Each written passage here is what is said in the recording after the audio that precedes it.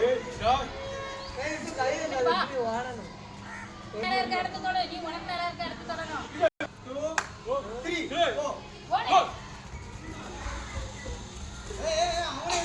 ஓடு ஓடு திரும்ப ஓடு எங்க ஸ்டார்ட் பண்ணி அங்க போய் முடிக்கணும் ஓடு ஓடு அடுத்து ஓடு வேகமா போ எங்க ஸ்டார்ட் பண்ணி அங்க போய் முடிக்கணும் வேகம் வேகம் ஆத்து